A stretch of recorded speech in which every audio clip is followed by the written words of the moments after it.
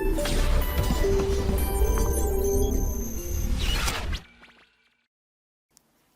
बच्चों अभी तक हमने जो सीखा उसमें ये सीखा कि अगर बाह्य बल 0 हो, अगर वो शून्य हो, तो उस निकाय का त्वरण, जो द्रव्यमान केंद्र का त्वरण है, वो शून्य होता है।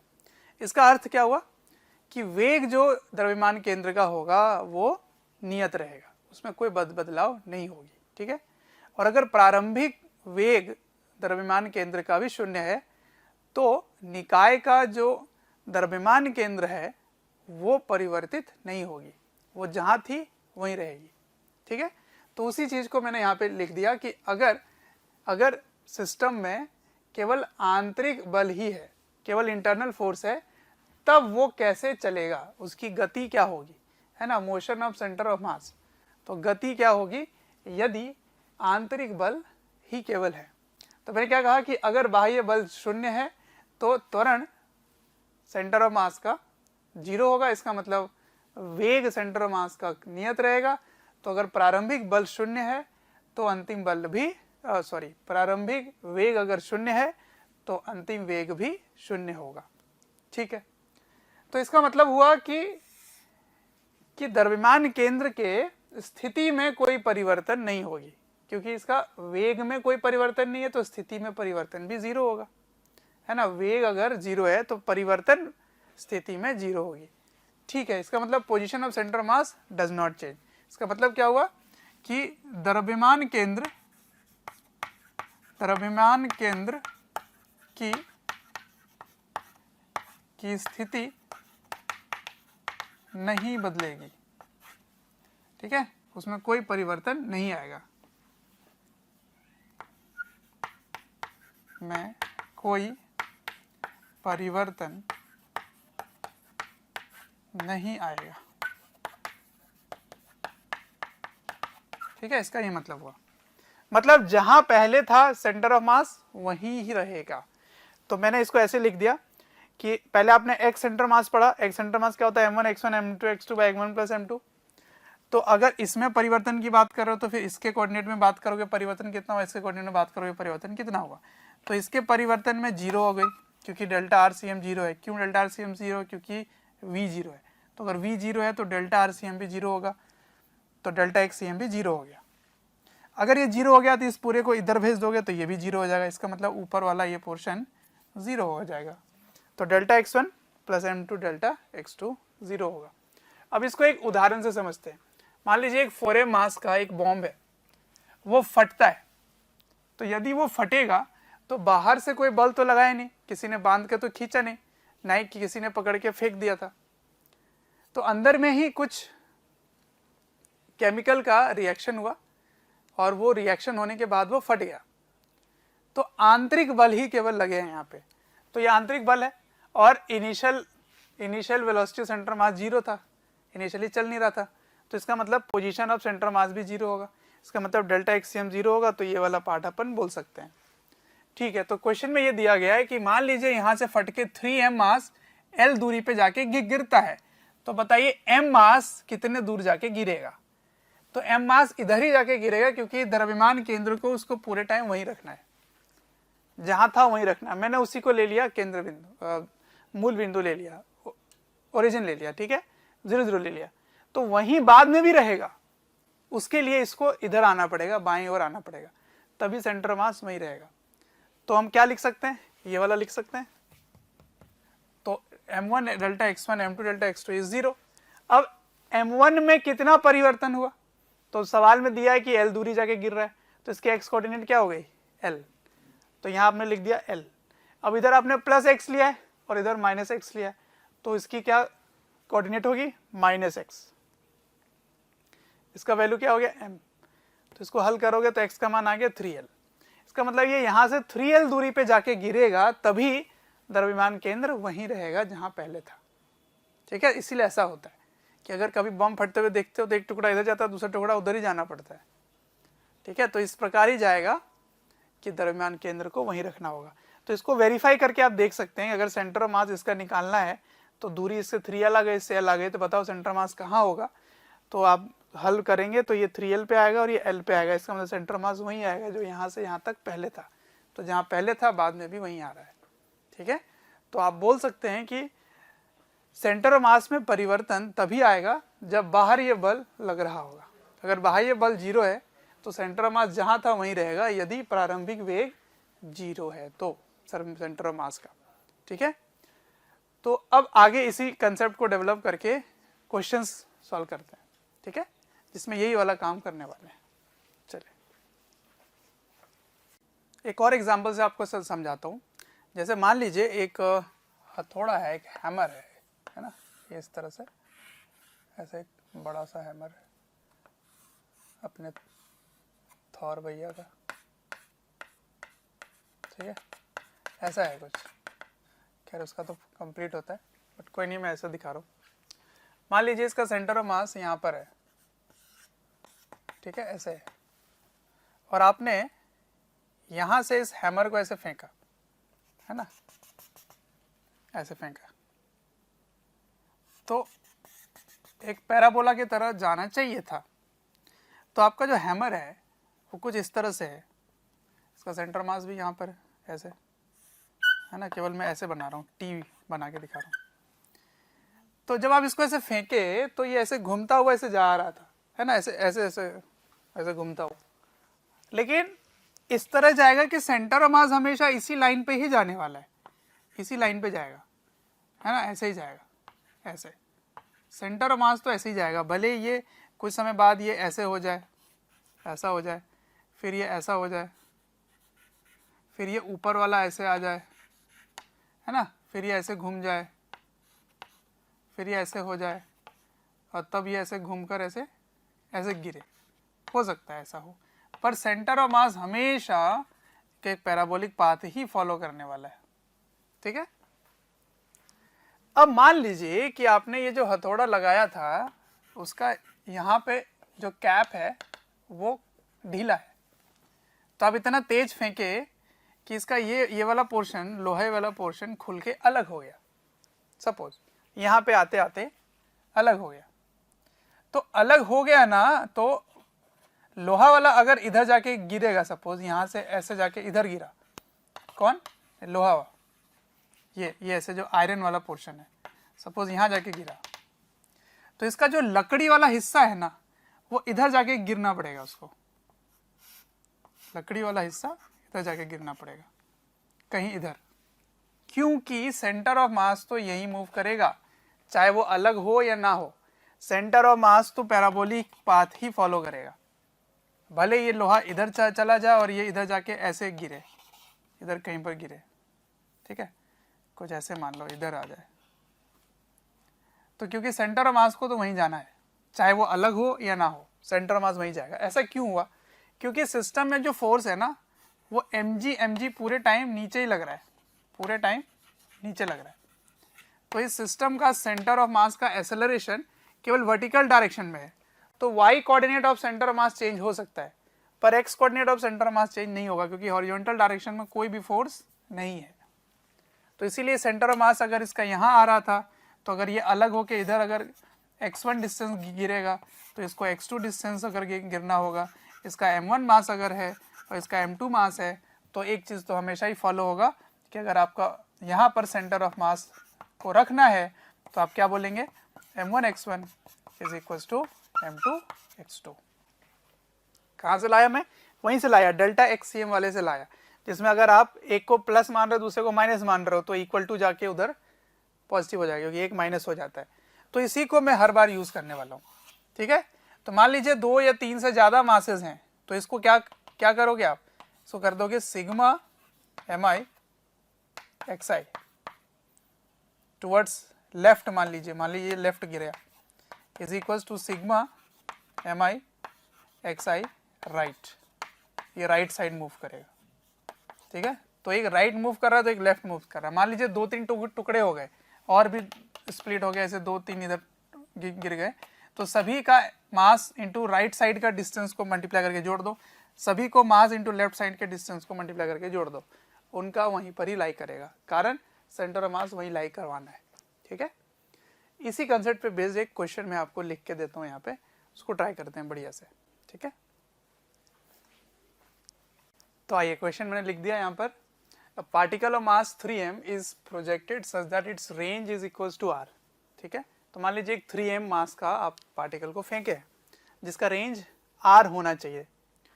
क्या हो रहा है कि हाईएस्ट पॉइंट पर जब वो मैक्सिमम हाइट पर है तब वो स्प्लिट कर जाता है 2 पीसेस में, वो 2 हिस्से में फट जाता है, 2m and m।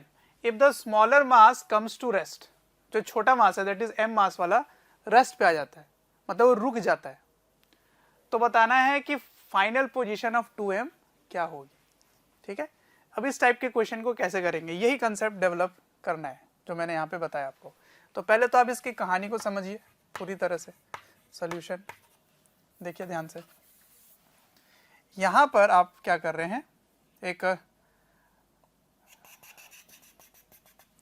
प्रोजेक्टाइल को फेंक रहे हैं, है ना, ऐसे। तो ऐसे जाना चाहिए था, 3m मास के पार्टिकल को,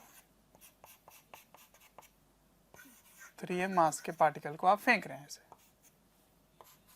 ठीक है। तो उसको यहां जाना चाहिए था, ठीक है। लेकिन क्या हुआ, मैक्सिमम हाइट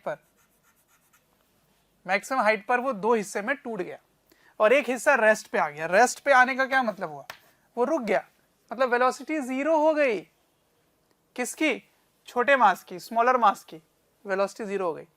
तो अगर टॉप मोस्ट पॉइंट पर वेलोसिटी 0 हो जाता है, इसका मतलब ये हो रहा है कि वो नीचे ही जाके गिर रहा है। ये भी क्वेश्चन में मेंशन्ड है कि छोटा मास जो है वो रेस्ट पे आ गया, इसका मतलब वो सीधा नीचे गिरा। तो कहां पर जाके गिरा, बिल्कुल नीचे, वर्टिकली डाउन,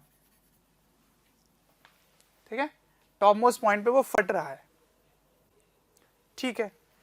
तो ये स्मॉल m मास यहां जाके गिर रहा है, कहां पर, बिल्कुल जब ये मैक्सिमम हाइट पर था।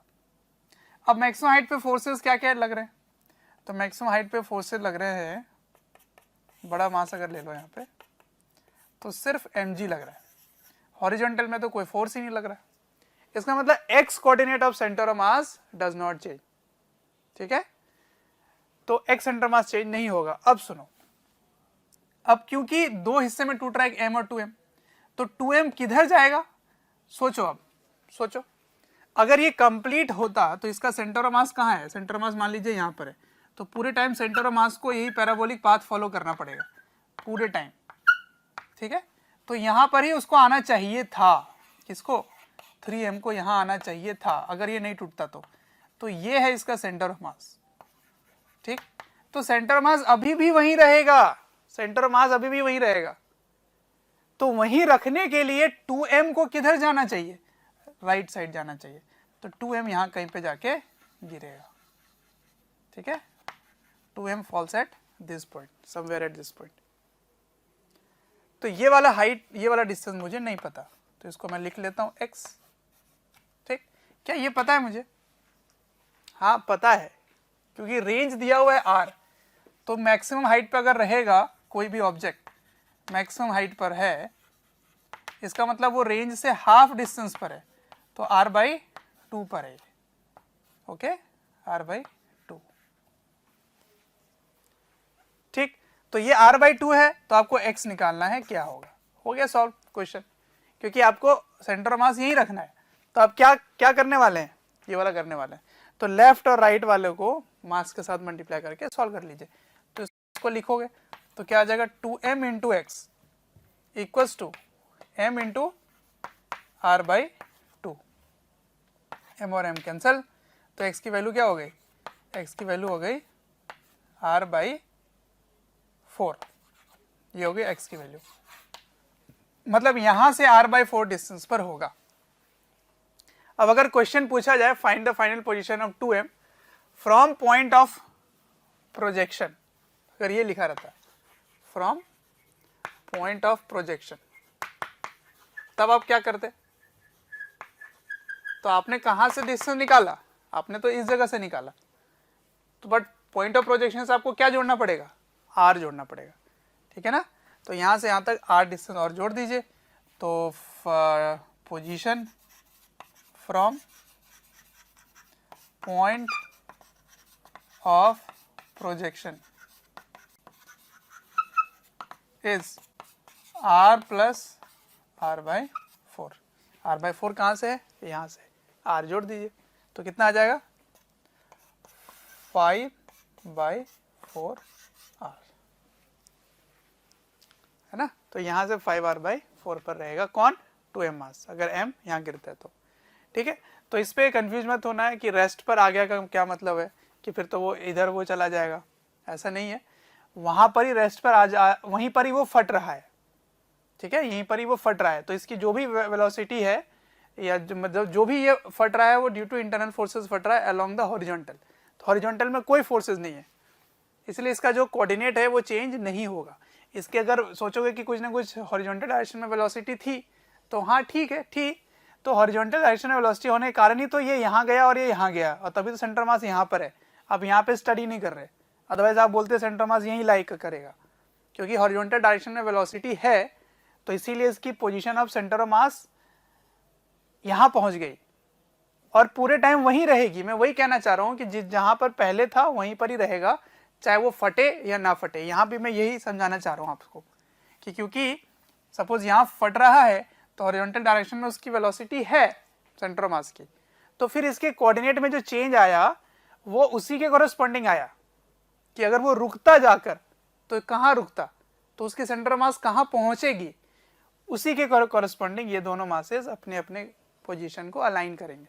ठीक है, तो जैसे ये 3m मास अगर यहाँ पहुंच जाता कंप्लीट, तो फटने के बाद मान लीजिए यहाँ पर ये नहीं फट रहा है, कहीं और फट रहा है, तो पहुंचना तो उसको यही है, चाहे वो कंप्लीट पहुंचे या टूट कर पहुंचे, सेंटर ऑफ मास को वहीं पहुंचना है।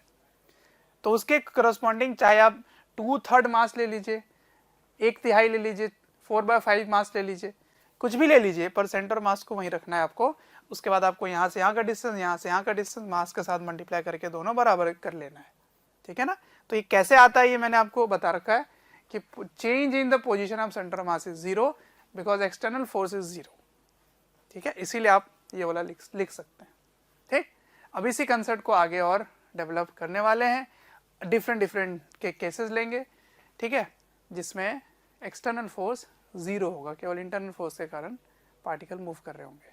ठीक है, नोट डाउन। आइए देखते हैं नेक्स्ट क्वेश्चन। नेक्स्ट क्वेश्चन क्या है कि एक प्लैंक है जो कि एक फ्रिक्शनलेस ग्राउंड पे रखा हुआ है, जहाँ पे कोई भी फ्रिक्शन किसी भी प्रकार का नहीं है। अब ये क्या कर रहा है, ये इस कोने से चलना शुरू करता है और इस कोने तक पहुंचता है। तो आपको बताना है कि प्लैंक कितना डिस्टेंस मूव करेगा। ठीक है, तो if m1 moves to the end of the plank then find the distance moved by plank with respect to ground, है ना। प्लैंक का नाम क्या है? m2। ठीक, कैसे करेंगे इसको? तो देखिए, अगर ये इसके ऊपर चल पाता है, इसका मतलब प्लैंक और उस बॉय के ग्राउंड मतलब पैर और प्लैंक के बीच में फ्रिक्शन है। फ्रिक्शन नहीं होगा तो वो नहीं चल पाएंगे, है ना। तो ये फ्रिक्शन है, तो इसको फ्रिक्शन आगे की ओर लग रहा है F, और वही फ्रिक्शन इस प्लैंक को पीछे की ओर लग रहा है F। तो ये फ्रिक्शन इसको आगे की ओर लेके जाता है और ये फ्रिक्शन इस प्लैंक को पीछे पुश करता है, इसीलिए ये प्लैंक पीछे जाने लग जाएगा, ये आगे जाने लग जाएगा। लेकिन जब आप इसको सिस्टम ले लेंगे, पूरे को सिस्टम ले लेंगे, तो वो फ्रिक्शन फोर्स क्या बन जाएगा? इंटरनल। तो एक्सटर्नल फोर्स 0 हो गया।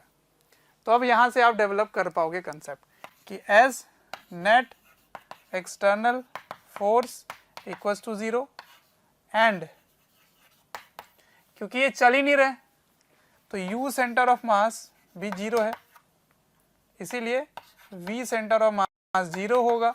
इसीलिए आप कह सकते हैं कि चेंज इन x कोऑर्डिनेट ही बात कर रहा हूँ, y में तो कुछ है ही नहीं, सेंटर ऑफ मास भी 0 हो गया।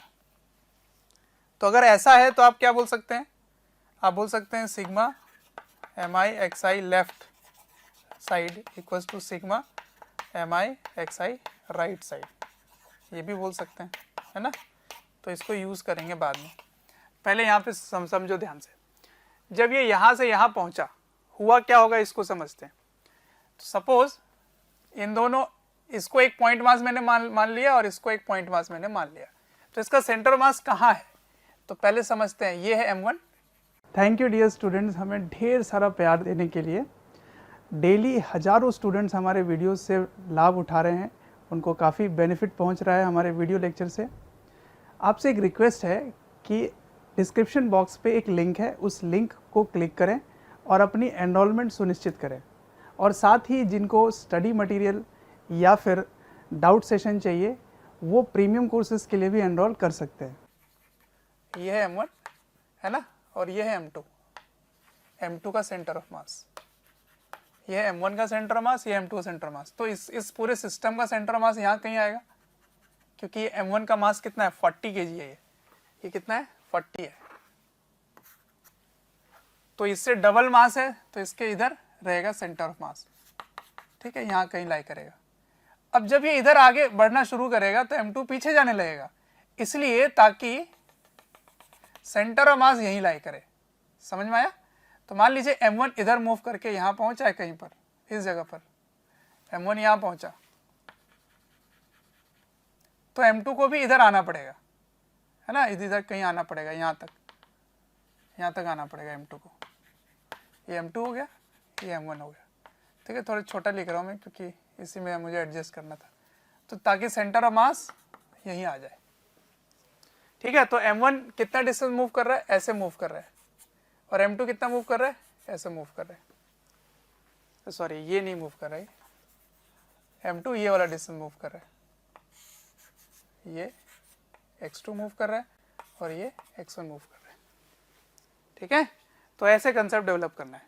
तो देखो एक तरीका तो ऐसे है कि आप सिंपल कर लें, M1 x1, ठीक है, इक्वल्स टू M2 x2।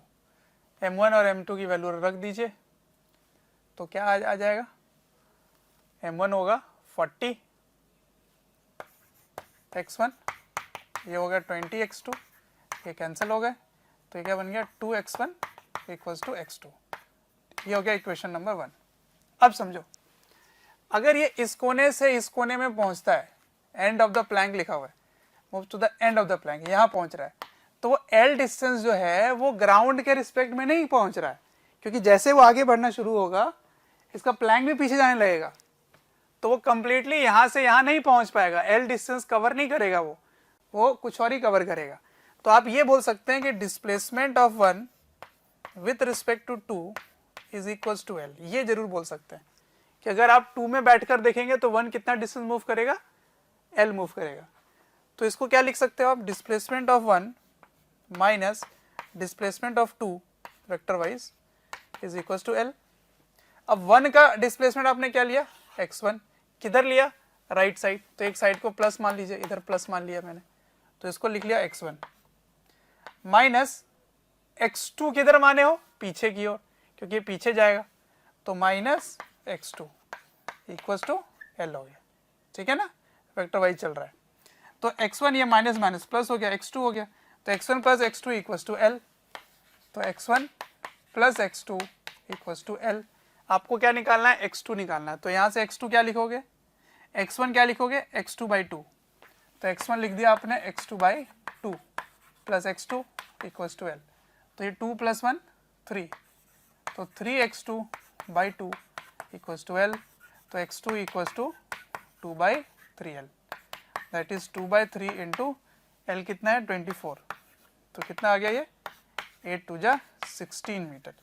तो 16 मीटर ये पीछे जाएगा। अगर ये 24 मीटर आगे नहीं जा रहा है, ये 24 तो ग्राउंड के रिस्पेक्ट में 24 नहीं है, ये प्लैंक के रिस्पेक्ट में है 24, ठीक है। तो ये एक मेथड हुआ। मैं इससे भी एक शॉर्ट मेथड आपको बताना चाहता हूँ, पर इसमें क्या है कि कंसेप्ट है, कंसेप्ट मैंने आपको बिल्डअप करके दे दिया, ठीक है। कि पहली चीज़ तो ये कि जब ये एंड ऑफ द प्लैंक पहुंचता है तो L डिस्टेंस मूव नहीं करता है, ये with respect to plank move करता है। तो यहाँ पे आपको एक रिलेटिव मोशन भी यूज करना पड़ेगा, रिलेटिव पोजीशन। तो 1 with respect to 2 is L, तो 1 माइनस 2 इज L। फिर इसको 1 ग्राउंड के रिस्पेक्ट में मैंने ले लिया इसको, है ना, क्योंकि ग्राउंड के रिस्पेक्ट में पूछा जा रहा है कितना मूव कर रहा है। अब इसी क्वेश्चन को डिफरेंट ढंग से करेंगे ये वाले मेथड से। हर बार मैं ये यूज करने वाला हूँ आगे वाले क्वेश्चन में, लेकिन इसको थोड़ा देखना पड़ेगा आपको सही तरीके से, विजुअलाइज करना पड़ेगा। इसको नोट डाउन करो, मैं सेकंड मेथड बताता हूँ। आइए मेथड 2 देखते हैं। मेथड 2 में मैं जो करने वाला हूँ उसमें मैंने जो अभी बताया आपको कि sigma M I X I left side में equals to sigma M I X I right side में, सबको जोड़ देंगे और उसके ये दोनों इक्वल होगा। ऐसा कोई फॉर्मूला नहीं है, बट क्योंकि मैथमेटिकली ऐसा बैठ रहा है जिसके कारण मैंने कंक्लूजन निकाल लिया है। क्या बैठ रहा है मैथमेटिकली कि अगर डेल्टा एक्स सी एम 0 है तो m1 x1 plus m2 minus x2 equals to 0। तो इक्वल टू के दूसरे साइड में जाके दोनों प्लस हो जा रहे हैं। तो ऐसा क्यों? क्योंकि इस डायरेक्शन में अगर आप प्लस x ले लिए तो ये पॉजिटिव x की तरफ जाता है, तो ये नेगेटिव x की तरफ जा रहा है, तो इसकी माइनस m2 x2 हो रही है और इसकी प्लस m1 x1 हो रही है। तो ये राइट साइड मूव कर रहा है, ये लेफ्ट साइड मूव कर रहा है, तो मास इंटू वो दोनों मल्टीप्लाई करके दोनों को बराबर कर दिया मैंने। ठीक है ना, यही मेथड फॉलो करने वाला हूँ। तो देखो कितना आसान होता है ये। देखो जब ये आगे चलेगा तो ये थोड़ा पीछे चला जाएगा। तो मान लीजिए ये यहाँ पर आ गया ऐसे ऐसे, ठीक है, तो ये यहाँ आ गया ऐसे। तो क्वेश्चन क्या पूछा गया कि प्लैंक की कितनी डिस्टेंस मूव की है, तो मैं यहाँ से ही रेफरेंस ले लेता हूँ। ये यहाँ से ये वाला रेफरेंस x डिस्टेंस मूव किया है। तो अगर आप कोई भी दो पॉइंट का डिस्टेंस लोगे तो सेंटर मास का भी डिस्टेंस वही होगा, हर दो पार्टिकल के बीच का डिस्टेंस वही होगा। आप देखो खुद से देखो, अगर मैं इसको यहाँ से ऐसे मूव कर रहा हूँ, देखो यहाँ से ऐसे मूव कर रहा हूँ, ऐसे मूव किया, तो अगर आप इस पॉइंट के बारे में बात करो तो ये यहाँ से यहाँ तक ही मूव किया है। इस पॉइंट के बारे में बात करो तो ये भी यहाँ से यहाँ मूव किया है। इसके सेंटर मास की बात करोगे तो वो भी यहाँ से यहाँ मूव किया है। तो हर दो पॉइंट के बीच का डिस्टेंस वही होगा। तो मैं एंड्स के बीच का डिस्टेंस ले लेता हूँ, तो ये x डिस्टेंस मूव कर रहा है। तो ये कितना डिस्टेंस मूव किया, देखो ये कंप्लीट कितना था, यहाँ से यहाँ तक l था, तो ये कितना मूव कर रहा है l माइनस एक्स। किधर मूव कर रहा है, राइट। ये किधर मूव कर रहा है, लेफ्ट। ये किधर मूव कर रहा है, लेफ्ट। तो आप क्या करोगे, लेफ्ट और राइट को बराबर कर दोगे। तो m2 x, ये राइट साइड, ये लेफ्ट साइड है, राइट में कौन चल रहा है, m1 l माइनस एक्स। तो m2 की वैल्यू क्या है, अब पहले इसको सॉल्व कर लेते हैं, ठीक है। तो 40 और 20 दिया हुआ था ना, तो एक उसका डबल मास था, तो इसको ले लेते हैं, चलो ठीक है वैल्यू डाल ही देते हैं। तो ये हो गया 20x, ये हो गया 40 l माइनस एक्स। तो ये दोनों कैंसिल हो गए, ये 1 हो गया, ये 2 हो गया। तो क्या हो गया, x equals to 2l minus 2x। तो 3x इक्वल्स टू 2l, तो x इक्वल्स टू 2/3l। देखो ये डायरेक्ट आ गया है ना। अब वैल्यू डाल दो, 2/3 इंटू 24 दैट इज 16 मीटर। तो ये वाले मेथड भी आपको पता होना चाहिए, ठीक है। तो लेफ्ट और राइट वाला पता होना चाहिए।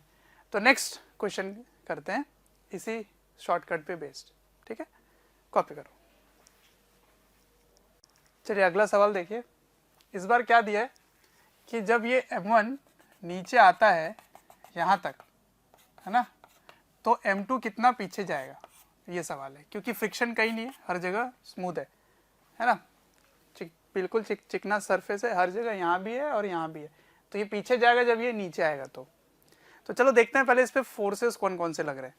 तो सबसे पहले दोनों को मैंने सिस्टम जब देखा तो दोनों का mg नीचे लग रहा होगा, इधर m2g, इधर m1g, ठीक है।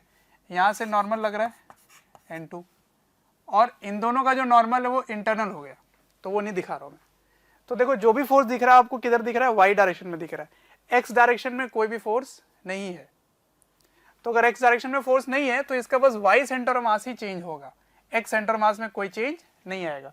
तो सही बात है। मान लीजिए इसका सेंटर मास कहाँ आएगा, सपोज इसको ट्राइंगल ही मान लीजिए, तो इसका सेंट्रॉइड पे आएगा, यहाँ पर कहीं आ गया। मान लीजिए इसका सेंटर मास यहाँ है, तो इस पूरे सिस्टम का सेंटर मास मान लीजिए यहाँ पर कहीं है। इसको कुछ वैल्यू ले लेते हैं, इसको 1 kg ले लेते हैं चलो, और इसको 4 kg ले लेते हैं, ठीक है। तो सपोज यहाँ था सेंटर मास, तो जब ये नीचे आएगा ना, यहाँ आ जाएगा और ये पीछे चला जाएगा, तो इस बार सेंटर मास यहाँ आ जाएगा इस जगह पे कहीं। तो देखो सेंटर ऑफ मास इसी लाइन पर ही चेंज हो रहा है, तो इसके y कोऑर्डिनेट तो चेंज हो ही रहे हैं, y सेंटर मास तो चेंज हो रहा है, बट x सेंटर मास में कोई चेंज नहीं आ रहा, क्योंकि हॉरिजॉन्टल डायरेक्शन में कोई फोर्स है ही नहीं। तो आप क्या लिखोगे, क्वेश्चन था कि कितना डिस्टेंस ये पीछे मूव कर रहा है ना, ये x2 बताइए क्या होगा, ये सवाल है। तो आप सॉल्व करना शुरू करते हैं। सबसे पहले क्या लिखते हैं कि as net external force in x direction is 0 और u सेंटर ऑफ मास भी 0 था, so delta x centre of mass क्या हो जाएगा, 0 हो जाएगा। तो x सेंटर ऑफ मास के बारे में आप बात करोगे, मैं यहाँ पे शॉर्टकट मेथड ही यूज करने वाला हूँ। तो देखिए कैसा था, ये इस तरह से था, तो आपको x कोऑर्डिनेट पता करना पड़ेगा, ये थीटा है, ये l है, तो x क्या होगा, l cos theta, l cos theta, ये हो जाएगा x। और जब ये आगे बढ़ जाता है ऐसे, तो ये ऐसा बन जाएगा, कहीं मान लीजिए ऐसा बन जाएगा, ठीक है ना। तो ये पहले कहाँ था, ये m1 कहाँ था, यहाँ पे, फिर कहाँ आ गया, यहाँ पर, तो वो कितना डिस्टेंस मूव कर रहा है ये पता करना है आपको। तो सवाल क्या है कि x2 कितना मूव किया, है ना। तो मान लीजिए x2 यहाँ आ चुका है ऐसे, तो ये मैंने कहा था ना, इनके जो एंड्स हैं, इनके एंड्स के बीच का डिस्टेंस भी वही होगा जो पूरे सेंटर मास का डिस्टेंस होगा। तो मैं यहां से डिस्टेंस ले लेता हूं इसको x2, तो ये वाली डिस्टेंस क्या हो गई, x2 हो गई, ठीक है। ये कंप्लीट क्या है, l cos थीटा। तो फिर x1 क्या होगा बच्चों, x1 क्या हो जाएगा, x1 हो जाएगा l cos theta minus x2, है ना। तो ये डिस्टेंस आपको पता करना था।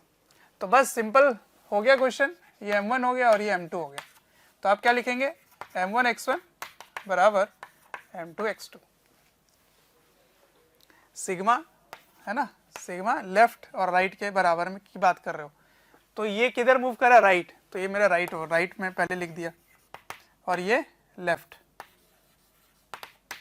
तो m1 x1, m1 का वैल्यू क्या है 1 kg, और x1 की वैल्यू क्या है, l cos theta minus x2।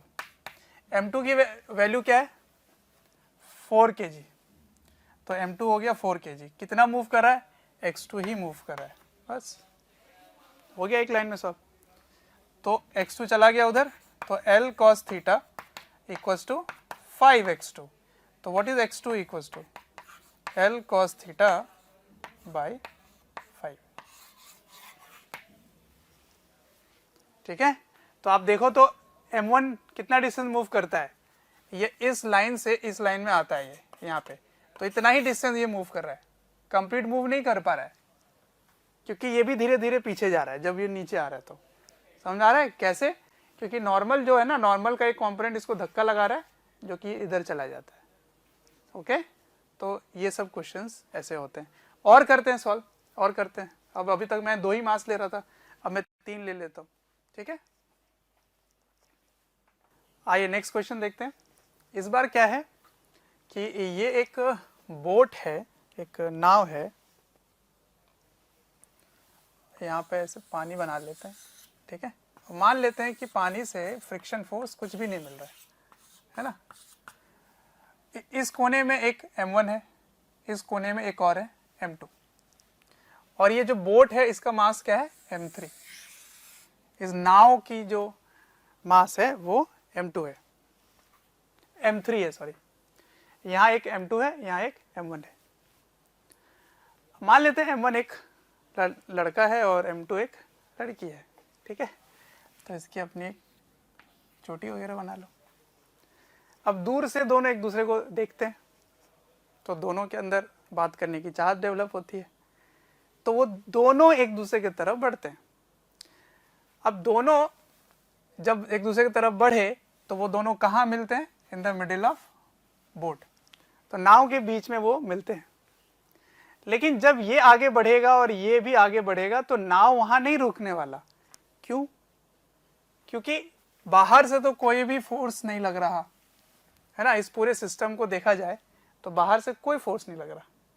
इसका मतलब एक्स सेंटर ऑफ मास जहां अभी है उसको भी वहीं रहना होगा, तो वहां रखने के लिए तीनों के कोऑर्डिनेट्स में चेंज आ जाएगा। ठीक है, तो देखो यहाँ पानी द्वारा कोई भी फोर्स नहीं मिलने वाला, क्योंकि इसको आप फ्रिक्शनलेस वाटर मान रहे हो आइडियली, तो वाटर से कोई फ्रिक्शन फोर्स नहीं मिल रहा है, तो इसको मिल रहा है आगे बढ़ने में, इसको भी मिल रहा है आगे बढ़ने में, तो इसको भी मिल रहा है एक फ्रिक्शन फोर्स जो कि पीछे चला जाता है। ठीक, अब आपको डाउट क्या क्या आएगा, सुनो। जब M1 राइट के तरफ जा रहा है तो बोट को लेफ्ट की तरफ जाना चाहिए, लेकिन जब M2 लेफ्ट की तरफ जा रही है, क्योंकि अब ये गर्ल हो चुकी है, तो अगर ये लेफ्ट की तरफ जा रही है तो M3 को फिर राइट की तरफ जाना चाहिए। तो M3 किसकी बात सुनेगा?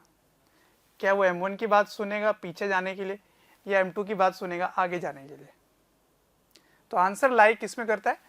वजन में। किसके बात में वजन है, कौन दमदार है, उसे वही डिसाइड करेगा। ठीक है, तो M1 अगर दाईं ओर जा रहा है तो M3 बाईं ओर जाएगा। ठीक है, ये भी कोशिश कर रही है सॉरी, M2 भी कोशिश कर रही है कि वो उधर जाए, तो जितना अकेला ये पीछे पुश करता उतना नहीं जाएगा।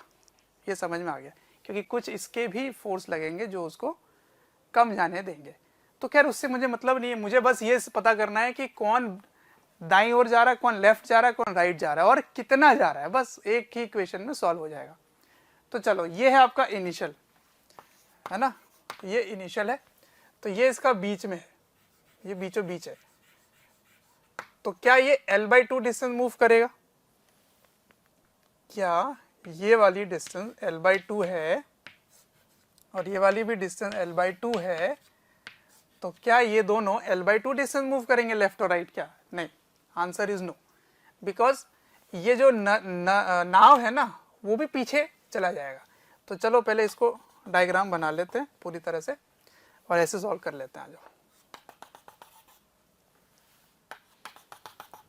ऐसे। तो मान लीजिए ये पहले वाली है, अब बाद में ये इधर आ गया, सपोज मान लीजिए, है ना, ये नाव जो है यहाँ आ गई, ऐसे ऐसे आ गई। ठीक है, तो ये कितना डिस्टेंस इधर जा रहा है? तो क्वेश्चन में पूछा गया है ना कि M3 कितना मूव कर रहा है ना, बोट कितना मूव कर रहा है, तो मैं मान लेता हूँ ये x मूव कर रहा है, तो ये इधर चला गया x। ठीक है, तो यही तो है नदी, ये नाव का ये डिस्टेंस। अब ये दोनों को एक ही बिंदु मान लीजिए, एक ही पॉइंट मान लीजिए, क्योंकि ये दोनों बहुत ही कम गैप के हैं। तो ये मान लीजिए यहाँ पे नदी नाव था, पहले ऐसे था, ऐसे। ठीक है, तो यहाँ पे कौन है? यहाँ पे M1 है, और यहाँ पे कौन है? यहाँ पे वो सुंदर कन्या है M2। ठीक है, तो ये M1 है, ये M2 है, और ये है M3। तो यही मिड है बोट का, है ना। तो अभी बोट का मिड कहाँ आ गया? यहाँ आ चुका है, इस जगह पे। तो ये क्या है? ये है सेंटर ऑफ मास किसका? नाव का। तो ये भी तो यहां से यहां तक x मूव किया होगा, क्योंकि अगर नाव का ये वाला एंड x मूव कर रहा है तो यहां से भी यहां ये x मूव करेगा। सही है, और दोनों कहां आके मिल गए? ये दोनों यहां बीच में मिल गए, क्योंकि सवाल में दिया हुआ है। तो ये है M1, ये भी है, एक है M1, एक है M2 और ये है M3, तीनों एक ही लाइन पे आ गए। ठीक है, अब आप दूरी बस तय कीजिए कि कितनी डिस्टेंस कौन किधर कैसे मूव कर रहा है। तो आजा देखते हैं। ये वाले डिस्टेंस M1 यहाँ आ गया, तो M1 ने कितना डिस्टेंस कवर किया? केवल इतना ही कवर किया। कंप्लीट कितना है यहाँ से यहाँ तक? ये L/2 है, L/2 है। और ये डिस्टेंस कितना है यहाँ से यहाँ तक? x, देख लो यहाँ से यहाँ तक x है। तो बताओ ये कितना हुआ? L/2 minus x।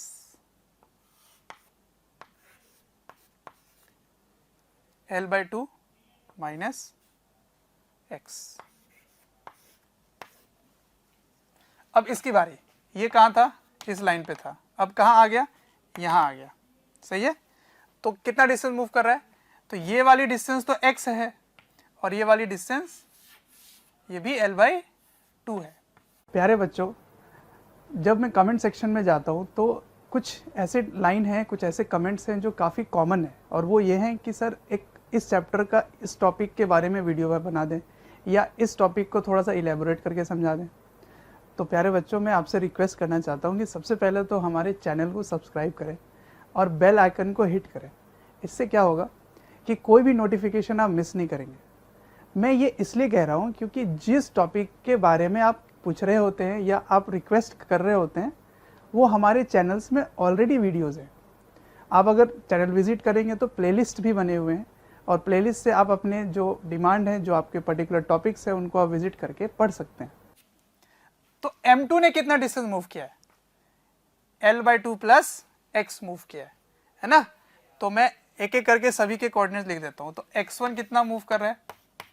l/2 minus x।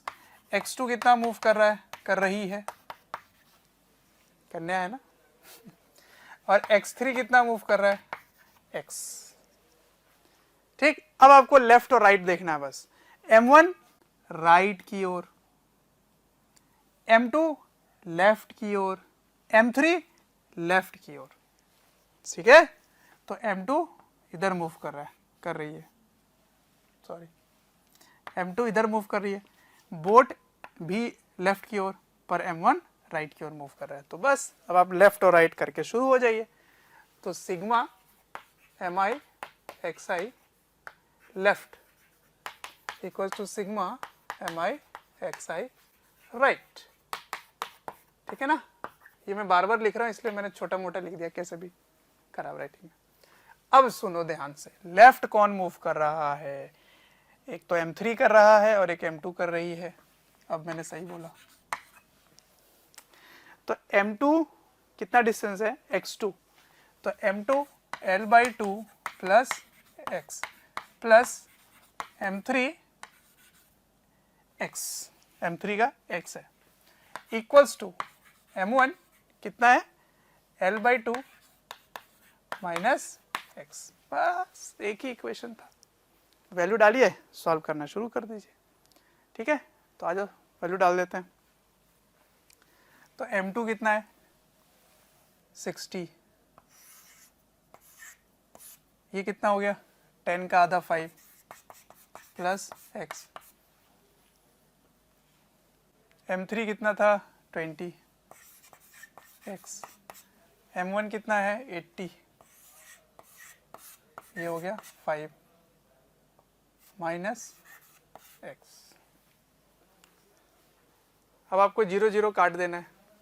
तो ये 0 ये 0 ये 0 काट दिए, 6 से मल्टीप्लाई कर दो तो 30 plus 6x plus 2x equals to 40 minus 8x। तो ये और ये एक साथ लिख सकते हैं।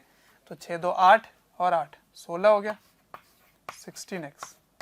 40 में से 30 गया तो 10।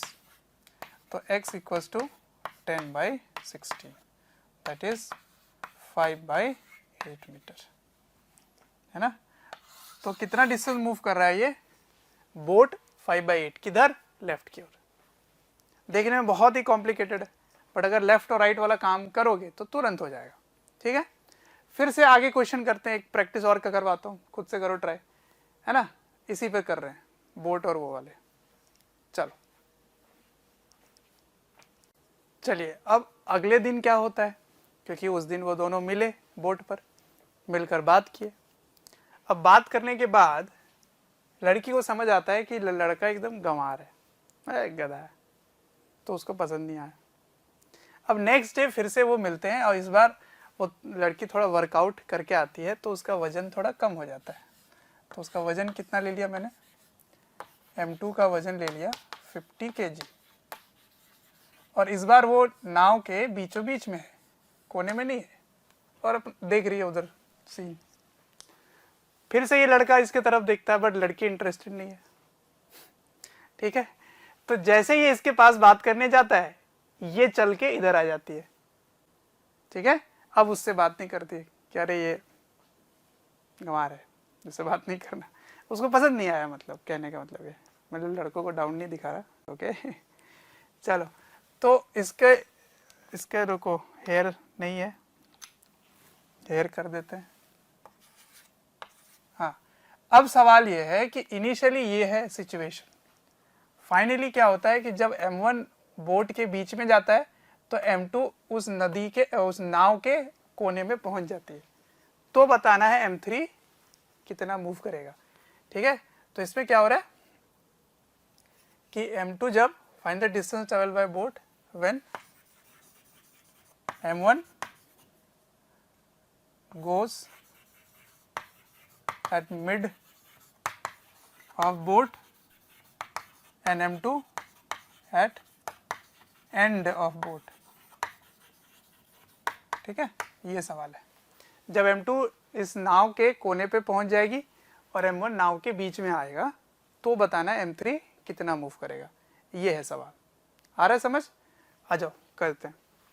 तो तरीका वही है ना। फिर से मैं यहाँ से एक लाइन बनाऊंगा ऐसे, ये इनिशियल,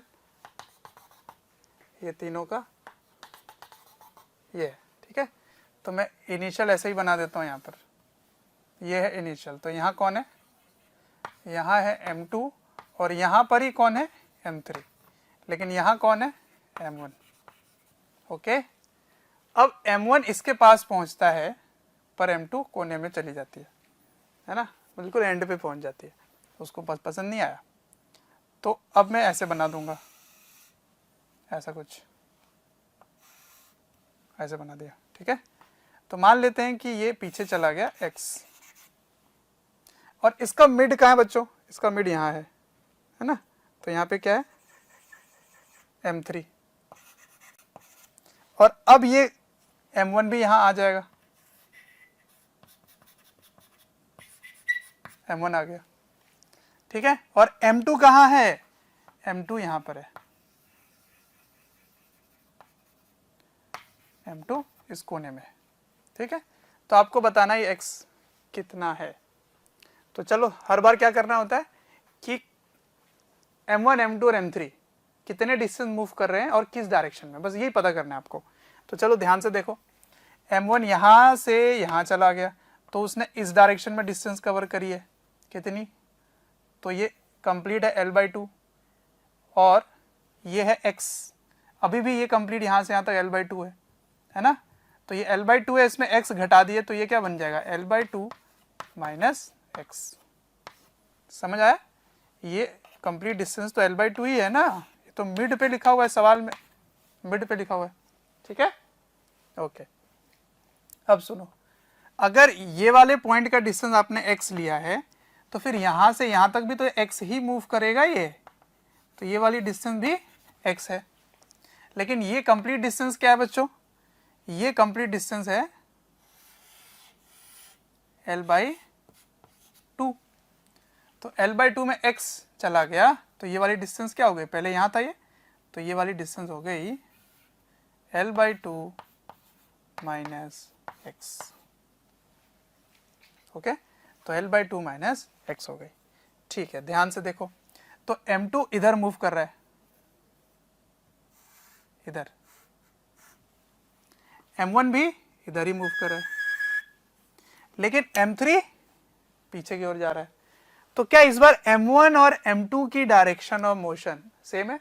तो क्या दोनों राइट साइड है और M3 लेफ्ट साइड है ना? तो बस एक इक्वेशन लिखना है, किसको पहले लिख लें? दोनों को एक साइड ले लेते हैं ना। तो लिखोगे M1 into M1x1 plus M2x2 equals to M3x3। ठीक है, मैं यहाँ लिख देता हूँ x1 क्या है, x1 और x2 दोनों ही L/2 माइनस x है, और x3 कितना है? x है ना। x3 x मूव कर रहा है, देखो यहाँ से यहाँ तक मूव कर रहा है x, किधर? पीछे, और ये L/2 माइनस x दोनों का। ठीक, बस वैल्यू डाल दो। M1 is how much? 80, x1 is how much? L/2 minus x, M2 कितना है? 50, ये भी कितना है? L/2 माइनस x, M3 कितना है? 20, और डिस्टेंस कितना है? x। तो 0 0 0 गए। और ये आपको पता ही है ये कितना है, ये 5 है ना, दिस इज 5 5। तो मल्टीप्लाई कर लीजिए जल्दी फटाफट, 8 5 जब 40 माइनस 8x 25 माइनस 5 2x है ना। इस बार ये दोनों माइनस हैं उधर भेज देते हैं, इसको जोड़ लेते हैं। तो 4 2 6 65 बराबर 8 5 13 और 2 15 15x है ना, क्योंकि यहाँ पे माइनस है उधर जाके प्लस हो जाएगा। तो x इक्वल्स टू क्या हो गया 65/15, मतलब 5 बार में काटो तो 13 25 65 तो 13/3 मीटर। इतना डिस्टेंस वो किधर मूव करेगा, टुवर्ड्स द लेफ्ट। आ रहा है समझ कैसे हो रहा है सब कुछ। तो ये सब क्वेश्चन है, आप कहीं भी किधर भी घुमा दो। सपोज क्वेश्चन में दे दें कि ये दोनों का पोजीशन इंटरचेंज हो गया, ये इसके तरफ गया ये इसके तरफ आ गई है ना, तो कैसे करेंगे। तो पहले तो इनिशियल बना लेना, फिर फाइनल बना लेना, फिर देखना कौन लेफ्ट गया कौन राइट गया, उसको एक साइड में लेकर मल्टीप्लाई कर देना मास के साथ। तो ये मैंने एक साइड क्यों लिया, क्योंकि ये दोनों किधर जा रहे हैं, राइट की तरफ जा रहे हैं। तो सिग्मा mi xi राइट बराबर ये क्या लिया मैंने, तो mi xi लेफ्ट। ठीक है, यही किया, यही करने वाले हैं। आया समझ। चलिए नोट डाउन कीजिए, नेक्स्ट क्वेश्चन देखते हैं इसी में। आइए नेक्स्ट क्वेश्चन देखते हैं। इसमें क्या है, यहाँ एक बीड है, मतलब एक चूड़ी जैसे समझ लो या कोई मोती जैसे समझ लो। यहाँ बीड है और यहाँ पे फ्रिक्शन नहीं है, फ्रिक्शनलेस है ना। और यहाँ पे एक रस्सी है और इस जगह पे m2 मास है, इसको यहाँ से छोड़ दिया जाता है। तो जैसे ये नीचे जाएगा वैसे ये आगे बढ़ेगा है ना। तो सवाल है जब ये रस्सी यहाँ से 37 डिग्री बनाता है तब बताना है कि ये कितना आगे मूव किया होगा है ना। तो find the distance travelled by Beed m1 when string makes 37 degree with the horizontal. तो मैंने कोई भी एक एंगल ले लिया, अगर इसके नीचे पूरा कंप्लीट नीचे पहुंच जाए तब पूछा जाता तो थीटा क्या बन जाएगा, फिर 90 डिग्री बन जाएगा। तो मैं कोई भी एक एंगल लेकर सॉल्व कर रहा हूँ। ठीक है, तो कैसे करें, तो पहले तो आप समझ लो कि इस पे फोर्सेस क्या क्या लग रहा है, तभी तो आप आगे डेवलप कर पाओगे थ्योरी को। तो चलो देखते हैं। तो यहाँ पर ऐसे बीड है और किसी भी थीटा एंगल पे आप देख रहे हो, तो यहाँ पे ऐसे ये मास होगा इस तरह से है ना, ऐसे ये है m1 और ये है m2। अब देखो ध्यान से, ये इसके साथ कांटेक्ट में बना हुआ है, कांटेक्ट, तो ये आ जाएगा n1, यहाँ पे नॉर्मल आ जाएगा और इसका अपना मास आ जाएगा m1g, और यहाँ पे टेंशन आ जाएगा t, और यहाँ पे टेंशन आ जाएगा t, और यहाँ पे मास आ जाएगा m2g। अब आप फिर से देखिए, ये टेंशन जो है ना ये इंटरनल हो जाते हैं, ये दोनों टेंशन इंटरनल हो जाते हैं। तो अगर टेंशन इंटरनल हो गए तो ये इसका फोर्स तो जीरो हो जाएगा। अब वर्टिकल में देखिए ध्यान से, वर्टिकल में m1g m2g m1g और नॉर्मल, तो जो भी फोर्स है वो वर्टिकल डायरेक्शन में, हॉरिजॉन्टल में कोई फोर्स है ही नहीं क्योंकि फ्रिक्शन नहीं है। फ्रिक्शन रहता तो वो आ सकता था। तो इसीलिए आप क्या कह सकते हो कि m1 into distance move by particle in L1 horizontal direction में लेफ्ट और राइट वाला डिस्टेंस बराबर होगा, mass into distance left mass into distance right, वो बराबर होंगे। ठीक है ना, मतलब वो वाला कंसेप्ट आप लगा सकते हो कि position of centre of mass does not change in the horizontal direction. कैसे देखते, अब आप कंसेप्ट डेवलप कर लिए ना कि net external force x direction में जीरो है, तो therefore change in the x coordinate of centre of mass is zero. x centre of मास में चेंज नहीं आएगा, y में आएगा, क्योंकि जो भी फोर्सेस है वो वर्टिकल में है। तो सही बात है। चलिए अब कैसे डेवलप करें, तो सबसे पहले तो इनिशियल बना लो। तो ये इनिशियल है, ये ऐसे है, ठीक है। अब यहां पर चूड़ी था इनिशियली है ना, और ऐसे है, m2, ठीक है, इनिशियल। फाइनली मान लीजिए कि ये यहां आ चुका है ना, इस जगह पे आ चुका है ऐसे,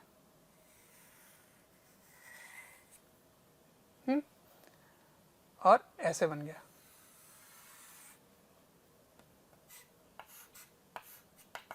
ठीक है। तो आप वर्टिकल और हॉरिजॉन्टल देखिए ऐसे ध्यान से, तो ये एंगल थीटा है, ओके, और ये एल है, और ये वाली डिस्टेंस कंप्लीट कितना है, ये एल है, समझ में आ रहा है, ये कंप्लीट यहां से यहां तक एल है। सवाल में क्या लिखा गया कि कौन कितना मूव कर रहा है, तो बीड कितना मूव कर रहा है, तो इसको मैं एक्स ले लेता हूं इधर, है ना, ये ले लेता हूं एक्स, या एक काम करता हूं इधर वाला एक्स ले लेता हूं ऐसे, ये हो गया एक्स, ठीक है, ये एक्स हो गया। अब ध्यान से देखिए, ये वाली डिस्टेंस क्या होगी, यहां एक ट्रायंगल बन रहा है, ट्रायंगल बन रहा है, तो ये बन जाएगा L cos theta, L cos theta, सही है। और ये वाली डिस्टेंस क्या होगी फिर, ये x इधर जा रहा है ना, ये वाली भी डिस्टेंस x के टर्म्स की बात हो रही है ना, हाँ ठीक है। तो सुनो ध्यान से, इसको ले लेते हैं x1, ये है x, तो ध्यान से देखिए कंप्लीट क्या है, ये l है ना, ये क्या है x, ये क्या है l cos थीटा, तो x1 की वैल्यू क्या होगी, समझ आ रहा है क्या। अच्छा, जो निकालना है ना उसी को ले लिया करो, तो यही निकालना था, तो इसी को x रहने देते हैं, तो फिर ये x2 की वैल्यू फाइंड कर लेते हैं, x2। तो जरा ध्यान से देखो, यहां भी वही काम होगा, कंप्लीट कितना है l, ये डिस्टेंस क्या है l cos theta plus x, l cos theta plus x, तो x2 क्या लिखेंगे, x2 लिखेंगे l minus l cos theta plus x, है ना, ये डिस्टेंस क्या है x है, ये डिस्टेंस क्या है l cos थीटा है, तो l में से ये डिस्टेंस को माइनस करोगे तो x2 आ जाएगा। अब आप बिल्कुल फ्री हैं लिखने के लिए, है ना, ये हो गया x1, ये हो गया x2, दोनों की डायरेक्शन ऑपोजिट है, तो आप सिंपल लिखेंगे m1 x1 equals to m2 x2, सही है। x1 की वैल्यू क्या है x, m1 कितना है 1 kg, तो 1 इंटू एक्स, और m2 कितना है 2 kg, 2x2, x2 कितना था, इसको सॉल्व कर लें, आ जाओ, l minus l cos theta कितना है 37, cos 37 की कितना होता है, cos 37 होता है 4/5 प्लस x, तो 5 माइनस 1 l/5 प्लस x, ठीक है, तो यहाँ वैल्यू रख दें l/5 प्लस x, चलो तो ये कितना हो गया 2l/5 प्लस 2x 1x, ये चला गया इधर, ये आ जाएगा इधर, ओके ओके ओके, यहाँ मैंने मिस्टेक किया है, इसमें भी तो माइनस होगा ना, इसमें भी तो माइनस होगा, कंप्लीट खोलोगे तो क्या होगा l minus l/5 minus x, ऐसे लिखोगे ना, ब्रैकेट खोलोगे तो यहाँ प्लस नहीं माइनस होगा, ओके, तो इसको चेंज कर लीजिए, माइनस 2x, अब आ गया इधर, तो ये बन जाएगा 3x इक्वल्स टू 2l/5, तो what is x equals to, x equals to 2/15l, x equals to 2/15l, okay, तो ये इधर मूव करेगा कितना डिस्टेंस 2/15l मूव करेगा, ठीक है। तो ऐसे क्वेश्चन करते हैं, आपको सिंपल ध्यान क्या रखना होता है, कितना किधर मूव कर रहा है, फोर्स इसमें नीचे लग रहा है, देखो हॉरिजॉन्टल में फोर्स नहीं लग रहा है, इसलिए लेफ्ट और राइट वाला काम करना था, ठीक है, ये समझ आ गया होगा। कंप्लीट मैंने l लिया है, तो यहाँ से यहाँ तक x plus l cos theta हुआ, तो x2 की वैल्यू क्या लिखोगे L minus x plus L cos theta. तो ब्रैकेट खोल दिया मैंने यहाँ पे।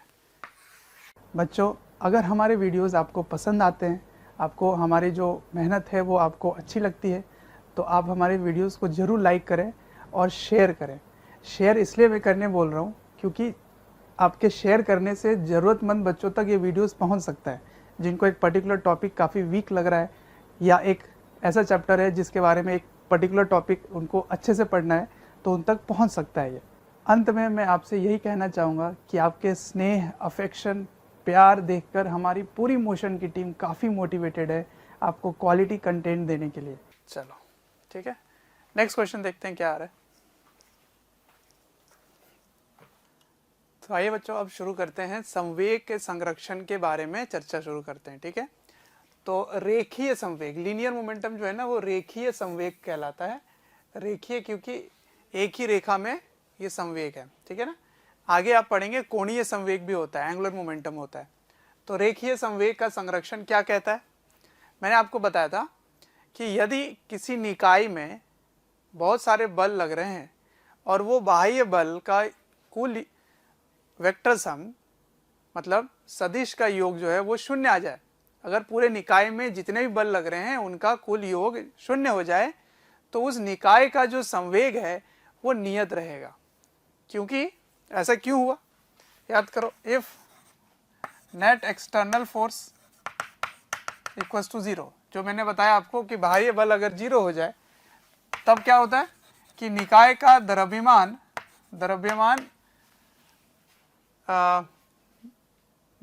तो यहाँ पे कांस्टेंट ही है। ठीक है, तो मैं कह रहा था द्रव्यमान केंद्र का जो त्वरण है वो शून्य हो जाता है। क्योंकि ये शून्य हो जाता है तो शून्य होने के कारण द्रव्यमान केंद्र का वेग नियत हो जाता है, कांस्टेंट हो जाता है। सही है, तभी आप कह सकते हैं कि जो भी प्रारंभिक संवेग है वो अंतिम संवेग के बराबर होगा वेक्टर तरीके से। ठीक है ना, ये सारी हमने बात कर रखी थी। Example for two mass system, मतलब अगर निकाय में केवल दो द्रव्यमान हैं, तो मान लीजिए कि अगर पहला द्रव्यमान u1 वेग से जा रहा था और दूसरा द्रव्यमान u2 से जा रहा था, ये प्रारंभिक की कहानी है। और अंतिम कहानी आपने क्या देखी कि बाद में उसका वेग v1 हो गया और इसका वेग v2 हो गया फाइनल। ठीक है, तो आप कह सकते हैं कि m1u1 प्लस m2u2 बराबर m1v1 प्लस m2v2। ये आप कह सकते हैं वेक्टर के साथ। वेक्टर के साथ का मतलब क्या है, मान लीजिए कोई अगर विपरीत दिशा में आ रहा था तो एक को आप धनात्मक लेंगे, दूसरे को ऋणात्मक लेंगे, एक पॉजिटिव है दूसरा नेगेटिव हो जाएगा। ठीक है, यदि इसमें से कोई आ रहा था या लंबवत जा रहा है ऐसे, तो एक को आई लोगे तो दूसरे को जे लेना पड़ेगा। ठीक है, तो आई और जे के हिसाब से इसको सॉल्व करना पड़ता है। तो ये है आपकी प्रारंभिक रेखीय संवेग और ये है अंतिम रेखीय संवेग। ठीक है, तो इनको जोड़कर आप ऐसे लिख सकते हैं। अब मैं चर्चा इसी पे करने वाला हूं। ठीक है ना, इसी पॉइंट पर करने वाला हूं। ठीक है,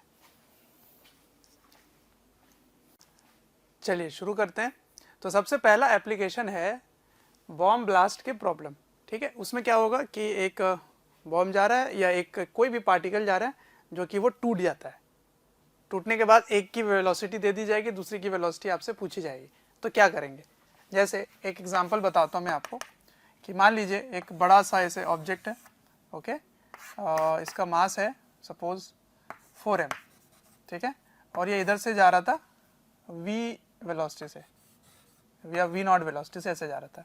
जाते जाते क्या हुआ कि ये स्प्लिट कर गया दो हिस्सों में, है ना।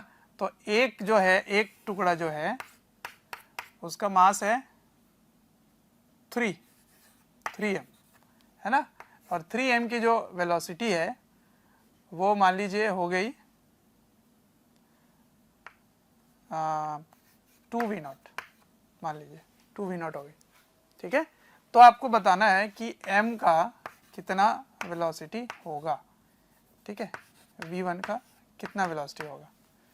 ओके, तो आप क्या करोगे, पहले तो आप देखोगे कि ये कहाँ चल रहा है, तो ये फ्रिक्शनलेस सिस्टम में चल रहा था, हॉरिजॉन्टल, ठीक है, हॉरिजॉन्टल में चल रहा था ऐसे, और एकदम से वो फट गया, या ऐसे समझो कि चलते चलते कोई दो ऑब्जेक्ट चिपके हुए थे वो अलग हो गए, ऐसे भी समझ सकते हो, ठीक है ना। तो इस हॉरिजॉन्टल डायरेक्शन में कोई भी फोर्स नहीं है, तो इसीलिए आप हॉरिजॉन्टल डायरेक्शन में लीनियर मोमेंटम कंजर्व कर सकते हैं। तो P in the x direction बराबर होगा इनिशियल और फाइनल, इनिशियल और फाइनल बराबर हो जाएंगे।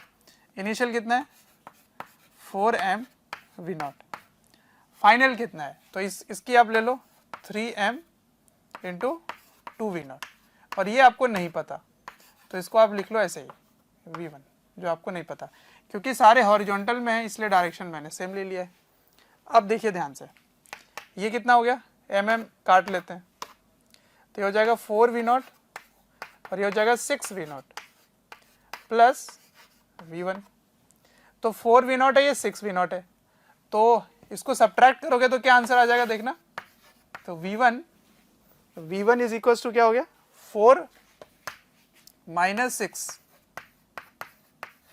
इसका मतलब माइनस 2v0, मतलब समझ में आ रहा है, मतलब ये आ रहा है कि ये भी 2v0 से ऑपोजिट जाने लगेगा, समझ में आया, ऑपोजिट जाने लगेगा।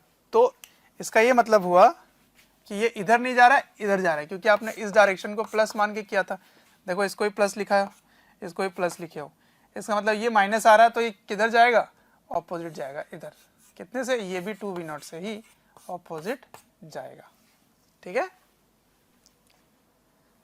तो देखो इसको अगर आप ऐसे देखना चाहो तो इसका टोटल मोमेंटम कितना हुआ 2mv0 और इसका कितना हुआ 6mv0, होना कितना चाहिए, हमेशा 4mv0 ही होना चाहिए, तो इसका मतलब इसको ऑपोजिट ही जाना पड़ेगा, तो +6 - 2 = 4, मतलब लीनियर मोमेंटम जितना पहले था उतना बाद में ही रहा, ठीक है।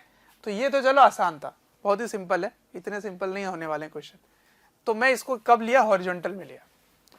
अब मैं नेक्स्ट केस लेने वाला हूं कि इसको एक प्रोजेक्टाइल की तरफ फेंके गए हैं, तो मान लो कि ऐसे फेंकने पर बिल्कुल जब वो टॉप पर रहेगा उस समय वो टूट गया, मान लीजिए 3 हिस्सों में टूट गया, 2 हिस्सों में टूट गया, तो किसी 1 या 2 का आपको दे दिया जाए तो तीसरा आपसे पूछा जाता है, ठीक है। तो इन दैट केस आपको दोनों ही डायरेक्शन में कंजर्व करना पड़ेगा, x में भी y में भी, बट वहां एक डाउट आ जाता है, क्या, अभी बताता हूं मैं आपको, कॉपी कीजिए। तो आइए बच्चों मैं डिस्कशन करता हूं वो पार्ट जिसमें कंफ्यूजन आपको हो सकता है। जैसे मान लीजिए आपने एक वस्तु लिया, जैसे एक बॉम्ब है वो फट रहा है बिल्कुल ऊपर में, हवा में है और वो फट रहा है, तो उसमें एक गुरुत्वाकर्षण बल भी लगेगा, mg भी लगेगा। तो मान लीजिए 4 kg का था जिसका एक हिस्सा 2 kg का 100 मीटर पर सेकेंड से अलग हो गया, और ये अलग होने में समय कितना लगा 0.1 सेकेंड। तो इसका त्वरण क्या होगा, इस पूरे आधे द्रव्यमान का त्वरण क्या होगा। तो आपने किया वेग में परिवर्तन v - u/t, ये कर दिया, ठीक है। तो v का मान कितना है 100, u कितना था 0, समय कितना लगाया 0.1, तो इसको सॉल्व करने पे आता है 1000 मीटर पर सेकेंड स्क्वायर। तो इसका मतलब बल कितना लगा इस वस्तु पे, ये आंतरिक बल होगा, आंतरिक बल, तो आंतरिक बल कितना लगा ma, जो कि 2000 न्यूटन हो गया, और इसका भार की कितना है, केवल 2 kg की बात करें तो 20 न्यूटन भार है। तो सोचिए आंतरिक बल के सापेक्ष इसका जो भार है वो बहुत कम है, इसीलिए अगर आपको ये कंफ्यूजन हो कि सर इस डायरेक्शन में तो फोर्स है तो मैं कैसे संवेग का संरक्षण कर सकता हूं, है ना। अगर इस y डायरेक्शन में एक बल है mg, तो आप लीनियर मोमेंटम y डायरेक्शन में कंजर्व नहीं कर सकते, ऐसी बात नहीं है, यहां भी आप बोल सकते हैं कि ये कांस्टेंट रहेगा। कारण क्या है कि इसमें आंतरिक बल जो है वो बहुत ही ज्यादा परिमाण का है, मैग्नीट्यूड इसकी बहुत ज्यादा है, तो इसके कारण आप mg को नेग्लेक्ट कर सकते हैं, ठीक है। तो ऐसे बल जो बहुत ही कम समय के लिए लगे और बहुत ही ज्यादा उसका मैग्नीट्यूड हो, अगर बहुत ज़्यादा हो उसका मैग्नीट्यूड, समय बहुत कम समय के लिए लगे, तो उसको एक स्पेशल नाम दिया गया है जिसको बोलते हैं आवेगीय बल। क्या बोलते हैं? आवेगीय बल, मतलब इम्पल्सिव फोर्स। इम्पल्सिव फोर्स, ठीक है।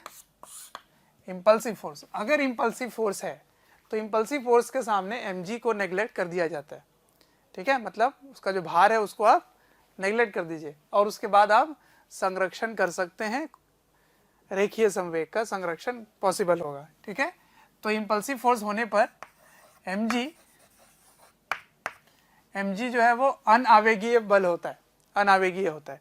तो mg यानी कि गुरुत्वाकर्षण बल के होने पर भी इसको नेग्लेक्ट कर दिया जाता है, ये नगण्य हो जाता है, इज नेग्लेक्टेड, ठीक है। नेग्लेक्टेड होने से सो लीनियर मोमेंटम मतलब समझ रहे हैं आप, रेखीय संवेग है ना, रेखीय संवेग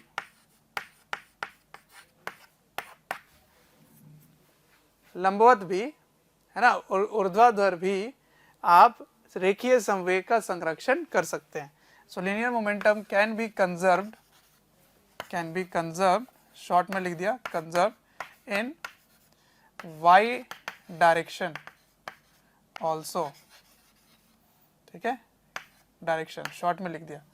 तो आप y डायरेक्शन में भी संरक्षण कर सकते हैं। चलिए, तो अब सवाल लेते हैं, एक सवाल ले लेंगे जिसमें अलग अलग दिशाओं में टुकड़ा जा रहा होगा, कोई एक टुकड़े का आपको वेग ज्ञात करना होगा, ठीक है। लिख लीजिए। आइए नेक्स्ट क्वेश्चन की तरफ बढ़ते हैं। ऑल्दो ये पहला ही क्वेश्चन है। मान लीजिए यहाँ पर एक 3 kg का एक बॉम्ब था, ठीक है। इसको आपने, जो इसकी वेलोसिटी है v0, वो 10√2 से 45 डिग्री पर फेंका है, ठीक है। अब ये एक प्रोजेक्टाइल बन गया है ना, प्रोजेक्टाइल बन गया ऐसे, ओके। तो क्वेश्चन ये है कि जब ये यहाँ पहुँचता है इस जगह पर, तो वो 3 हिस्सों में टूट जाता है ना, ऐसे, ऐसे और ऐसे, नीचे वाला। तो एक के बारे में दिया गया है कि वो यहाँ से 37 डिग्री पर 5 मीटर पर सेकेंड से चला जाता है, ऐसे 37 डिग्री पर 5 मीटर पर सेकेंड से चला गया, ओके। और ये जो है बिल्कुल वर्टिकल गिर रहा है नीचे, दूसरा वाला जो है वो बिल्कुल वर्टिकल नीचे गिर रहा है, मान लीजिए 10 मीटर पर सेकेंड से, ठीक है। ये दिया हो गया। तो आपको बताना ये जो तीसरा टुकड़ा है वो कितने वेलोसिटी से और किधर जा रहा होगा, ठीक है, ये सवाल है। तो ये 3 बराबर हिस्सों में टूट रहा है ना, बराबर टूट रहा है। तो ये भी 1 kg हो गया, ये भी 1 kg हो गया और ये भी 1 kg हो गया। तो ये 2 दिए गए हैं, आपको ये तीसरा बताना है इसकी वेलोसिटी क्या होगी। तो देखो, क्योंकि ये एंगल पे आ गया, इसीलिए आपको लीनियर मोमेंटम दोनों ही डायरेक्शन में कंजर्व करना पड़ेगा। लेकिन जब भी आप कंजर्व करने बैठते हैं तो आपको ये डाउट हो जाता है कि वर्टिकल डायरेक्शन में तो mg फोर्स लग रहा है, तो हम कैसे कंजर्व कर सकते हैं। बट ऐसा बिल्कुल भी नहीं है, आप कंजर्व कर सकते हैं, ठीक है। क्यों? क्योंकि अंदर में जो फोर्स डेवलप हो रहा है उसकी मैग्नीट्यूड बहुत ज़्यादा है, तो उसके सामने इसकी जो mg है वो नेग्लेक्ट किया जा सकता है, ठीक है। लेकिन एक पॉइंट में आपको हाईलाइट कर देता हूँ कि ये जो लीनियर मोमेंटम है ये conservation just before the blast and just after the blast ही कर सकते हो। ये नहीं कि यहाँ से यहाँ तक कंजर्व कर दिए या फिर यहाँ से यहाँ तक कंजर्व कर दिए, नहीं। मैं जो आपको बोल रहा हूँ कि अंदर में फोर्स बहुत ज़्यादा डेवलप हो रहा है तो mg को नेग्लेक्ट कर दो, तो वो नेग्लेक्ट करने वाली जो पॉइंट है ना, वो only just before the blast and just after the blast he valid है, उसके बाद वैलिड नहीं है। फिर वो इधर मूव करने लगेगा तो फिर फोर्स आप नेग्लेक्ट नहीं कर सकते, क्योंकि और कोई फोर्स ही नहीं लग रहा है, सिर्फ mg लग रहा है। तो यहाँ से यहाँ कंजर्वेशन वैलिड नहीं है, ये नहीं कि यहाँ पर ही आप इनिशियल ले लिया, initial linear momentum, final linear momentum, no no, this is not correct. ठीक है, तो आप सॉल्यूशन लिखिए और नोट करके लिख लीजिए। Note, linear momentum can be conserved in both direction, that is x and y, but only just before blast and just after blast। ठीक है, तो देखिए कैसे करेंगे इसको, ऐसे करेंगे। तो मैंने ये इसलिए दिया था ताकि आप कंफ्यूज हो जाओ कि मैं इनिशियल इसको लूं या इनिशियल यहाँ जो फटने के पहले था वो लूं, इसलिए मैंने ये लिया था। ठीक है ना, तो यहाँ आप नहीं कर सकते मोमेंटम कंजर्वेशन, यहाँ पे नहीं कर सकते आप। This is not the first position. First position क्या होगा, जब ये मैक्सिमम हाइट पर होगा। ये मैक्सिमम हाइट पर ही हो रहा है, ये दिया हुआ है सवाल में, मैक्सिमम हाइट पर है। तो जब मैक्सिमम पर है तो बिफोर का क्या कंडीशन है, केवल और केवल हॉरिजॉन्टल वेलोसिटी होगी।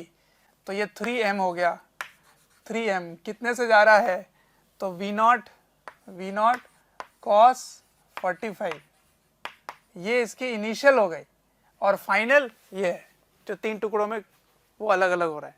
ठीक है, तो कंफ्यूजन क्या होगा कि x में तो चलो ठीक है, x में आपने ऐसे कंजर्व कर दिया तो कोई मिस्टेक नहीं हुआ, बट y में इसकी आप कुछ ना कुछ वेलोसिटी ले रहे थे, तो y में इनिशियल मोमेंटम अगर आप ये ले लेते हो तो गलत हो जाएगा। y में इसकी कोई इनिशियल मोमेंटम है ही नहीं, यहाँ पे 0 है। ठीक है ना, क्योंकि मैक्सिमम हाइट पे कोई वेलोसिटी ही नहीं है, तो ये आपका इनिशियल है। ठीक है, और फाइनल क्या है बच्चों, फाइनल है कि एक टुकड़ा जो है, एक टुकड़ा ऐसे जा रहा है 37 डिग्री पर, कितने से, 5 से। एक टुकड़ा जो है वो नीचे जा रहा है कितने से, 10 मीटर पर सेकेंड से। ठीक है, ये हो गया 1, ये भी 1 kg, ये भी 1 kg। और आपको तीसरा बताना है कि वो किधर जा रहा है ना, ये बताना है आपको। ओके, ये भी 1 kg का है, तो ये फाइनल है, ये इनिशियल है। तो because just before the blast and just after the blast he conserve कर सकते हैं। तो x डायरेक्शन में कर लो, x डायरेक्शन में, तो x डायरेक्शन में क्या हो जाएगा, 3m into v nought cos 45 equals to, इसकी x डायरेक्शन में क्या होगी, x डायरेक्शन में 5 cos 37, और इधर क्या हो जाएगी 5 sin 37। तो ये कितना हो गया 4, और ये कितना हो गया 3। ठीक है ना, तो x डायरेक्शन में सिर्फ इसी का है, इसका तो है ही नहीं, ये तो पूरे टाइम नीचे जा रहा है। सही है, तो ये इनिशियल हो गया। फाइनल में क्या लिखोगे, सिर्फ इसको लिखोगे 1 इंटू 5 cos 37 प्लस इसकी वाली, तो इसमें लिख दोगे प्लस 1 vx। ठीक है, अब y डायरेक्शन में कर लेंगे, y डायरेक्शन में। तो y डायरेक्शन में इनिशियल मोमेंटम 0 लेना है, ये मत ले लेना 3m into v nought this, no this is not correct, क्योंकि आपको जस्ट बिफोर आपको देखना है। ठीक है, ओके, तो हाँ ये ऊपर जा रहा है, ऊपर को मैं प्लस ले रहा हूँ। ठीक है, तो 1 इंटू 5 साइन 37। ठीक है, 5 साइन 37। ओके, ये नीचे जा रहा है -1 इंटू 10, इसके बारे में पता नहीं है, तो प्लस m v y। ठीक है, चलिए अब इसको सॉल्व कर लेते हैं, आ जाइए। m कोई भी चैप्टर या वीडियोस आपको डिटेल में ईयर लॉन्ग वाले वीडियोस चाहिए और काफ़ी डिटेल में वीडियोस आपको चाहिए, तो आपको एक नंबर दे रहा हूँ, टोल फ्री नंबर है, आप इनको कॉल करें और डिटेल में आप बात कर सकते हैं और पूछ सकते हैं। नंबर है 1800-2121-799। अच्छा M है, मतलब 1 नहीं है, 1M है, 1M, तो यहाँ M लिख लो।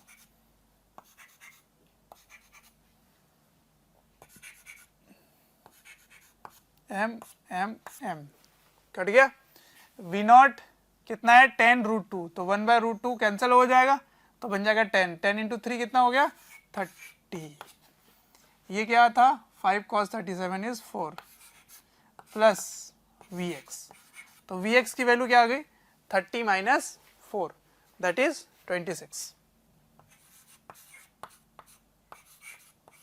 ठीक है, अब इसकी बारी M काट लो। अब ये कितना हो गया, ये हो जाएगा 3, ये कितना हो जाएगा 10, और ये आपको नहीं पता, तो इसको सब्ट्रैक्ट करोगे तो -7 होगा, है ना, कितना आ जाएगा -7, इधर जाके क्या हो जाएगा +7, तो 7 इज इक्वल टू Vy, तो Vy आ गया और Vx आ गया। तो इस क्वेश्चन का आंसर क्या होगा, V की वैल्यू क्या होगी बता दो, I और J आपको मिल चुका है, तो आंसर आप लिखेंगे V, यहाँ लिख देता हूं मैं, V vector is equal to x में भी पॉजिटिव, तो 26 i cap plus 7 j cap. ठीक है, अब अगर इसका मैग्नीट्यूड पूछा जाए तो लिख लेंगे आप √26 का स्क्वायर प्लस 7 का स्क्वायर। ठीक है, तो ऐसे करते हैं पहले टाइप का क्वेश्चन, जिसमें मैंने तीनों ही ले लिया। तो आपको x, y और z, अगर z तो खैर नहीं ही आ रहा है, तो z भी आ जाए तो z में भी कंजर्व करना है, लेकिन just before and just after the blast. ठीक है, not through out the journey, पूरे जर्नी में आप कंजर्व नहीं कर सकते।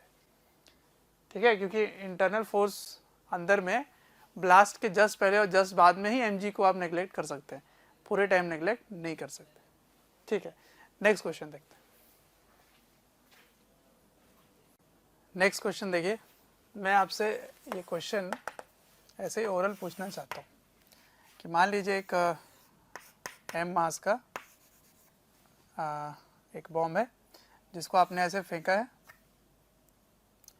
और ये जब ये टॉप पर पहुंचता है, बिल्कुल टॉप मोस्ट पॉइंट पर, तो ये दो हिस्सों में फटकर दो हिस्सों में हो जाता है, जिसमें एक हिस्सा जो है वो वापस वहीं पहुंच जाता है जहां से ये चला था। ठीक है ना, तो ये m/2 जो है वो यहाँ पर ही आ जाता है।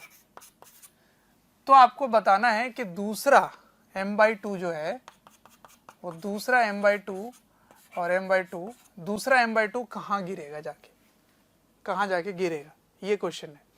ठीक है, क्वेश्चन समझ में आया कि टॉप मोस्ट बिल्कुल मैक्सिमम हाइट पर जाकर ये दोनों दो बराबर हिस्सों में टूट जाते हैं, जिसमें एक जो है वो वापस अपना रिट्रेस कर लेता है पाथ और वहीं जाके गिरता है जहां से फेंका गया था। तो बताओ दूसरा हिस्सा कहाँ जाके गिरेगा। मतलब इस बार पोजीशन के बारे में पूछा गया है, वेलोसिटी के बारे में नहीं पूछा गया। तो मैं आपसे ये ओरल क्वेश्चन करवाना चाहता हूँ, इसमें कुछ भी कैलकुलेशन कराना नहीं चाहता।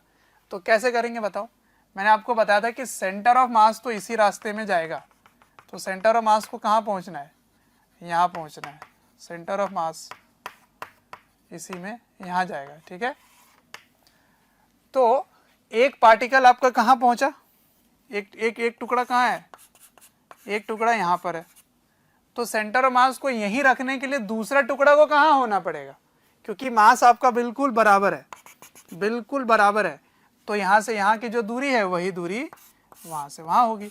तो यहाँ से यहाँ की दूरी r है, तो यहाँ से भी r दूरी पर जाके गिरेगा m/2। ठीक है, तो ये सब क्वेश्चन आपको ओरल करने आना चाहिए। मान लीजिए बराबर नहीं होता, ये अगर 3m का होता, ये m होता, तो 2m कहाँ गिरेगा ये पूछा जाता, तो आप क्या करते, यहाँ से यहाँ की डिस्टेंस आपको पता ही थी, तो आप क्या लिखते m1 x1 बराबर m2 x2। है ना, और x1 की वैल्यू क्या हो जाएगी r, तो x1 की वैल्यू लिख देते हैं आप r, और m1 जो भी टुकड़ा दे दे m2 x2 आ जाएगा, लेकिन वो यहाँ से आएगा इस जगह से, तो अगर यहाँ से पूछा जाए तो r जोड़ देना। तो देखो अगर ये दोनों बराबर हो गए तो x2 भी r हो गया, अगर ये m है और ये 2m है तो फिर ये r/2 हो जाएगा यहाँ से, ठीक है। तो ये ओरल होना चाहिए आपसे क्वेश्चन, ठीक। चलिए नेक्स्ट क्वेश्चन लेते हैं। इसमें मैंने क्या काम किया आपको समझ में आ रहा है ना, सेंटर ऑफ मास चेंज नहीं होगा क्योंकि एक्सटर्नल फोर्स है ही नहीं, जो भी एक्सटर्नल फोर्स है वो किधर है, वर्टिकल डायरेक्शन में mg, तो y centre of mass change होगा लेकिन x centre of mass change नहीं होगा, ठीक है। तो सेंटर ऑफ मास चेंज तो हो ही रहा है पूरे टाइम, पहले यहाँ था फिर यहाँ यहाँ यहाँ पूरे टाइम चेंज हुआ, पर x में कोई चेंज नहीं आएगा। चलिए नेक्स्ट क्वेश्चन देखते हैं, इसमें मैं डेटा देकर देता हूँ आपको, फिर से ट्राई करना। आइए नेक्स्ट क्वेश्चन देखिए। अगला सवाल ऐसा है कि एक 4m मास का एक बॉम्ब है जिसको 37 डिग्री 36 से 37 डिग्री कोण पर 100 मीटर प्रति सेकंड के रफ्तार से वेग से इसको फेंकते हैं। तो ये एक प्रक्षेप है ना, तो प्रोजेक्टाइल है, ये एक प्रोजेक्टाइल है जो इसमें सवाल में दिया गया कि जब ये अधिकतम ऊंचाई पर होगी, जब वो मैक्सिमम हाइट पर होगी, मैक्सिमम हाइट पर, उस समय ये 1:3 के अनुपात में ये टूटता है, बॉम्ब फटता है, जिसमें जो छोटा वाला हिस्सा है वो आकर विरामावस्था में आ जाता है, ठीक है, विरामावस्था में आ जाता है। तो आपको बताना है कि बड़ा वाला टुकड़ा और छोटे वाले टुकड़े के बीच में दूरी क्या होगी, दूरी ज्ञात करना है आपको, ठीक है। तो आपको मैंने शॉर्टकट क्या बता रखा है, आपको मैंने ट्रिक बता रखा है ना कि चाहे जहां भी कुछ भी ऑब्जेक्ट जाए, इसका जो सेंटर ऑफ मास है वो तो अपने परवलय पथ ही फॉलो करेगा, तो इसका सेंटर ऑफ मास यही आने वाला है। फिर आपको मैंने क्या बताया कि सेंटर ऑफ मास से इसकी दूरी और यहाँ से इसकी दूरी जो है वो बराबर होगी, मतलब बराबर नहीं होगी, उसकी जो मल्टीप्लाई करके जो आंसर आएगा वो बराबर होगी। तो इसको x1 ले लो, इसको x2 ले लो, तो आप क्या लिखेंगे, mx = 3m x2। ये 3m कैसे हुआ, क्योंकि 4m मास का अगर 1:3 में आप विभाजित करते हैं तो एक टुकड़ा कितने का बन जाता है, m का, और दूसरा टुकड़ा कितने में बनता है, 3m का, ठीक है ना। तो इसीलिए 1:3 में अगर आप बांटोगे तो एक m बनेगा, दूसरा 3m बनेगा। तो मैंने क्या बताया था कि सेंटर ऑफ मास तो वही रहेगा, तो सेंटर ऑफ मास से इसकी दूरी x1 होगी और इसकी x2 होगी। अब आपको x1 पता है, कैसे पता है x1, सवाल में दिया है कि अधिकतम ऊंचाई पे ये नीचे जाके विरामावस्था में आ जाता है, तो जब ये मैक्सिमम हाइट पे होगा तो ये दूरी तो r/2 होगी, r का मतलब परास, 36 परास, रेंज होगी, रेंज। तो इसको क्या लिखोगे, mm तो कट गए, तो यहाँ लिखोगे r/2 और 3 को नीचे ले आइए, तो x2 का मान क्या आ गया, r/6, तो x2 की वैल्यू मिल गई। अब आपको दूरी क्या कैसे पता करना है, तो दूरी उसके बीच में क्या होगा, डिस्टेंस होगा x1 प्लस x2, x1 का मान कितना है, r/2, x2 का मान कितना है, r/6।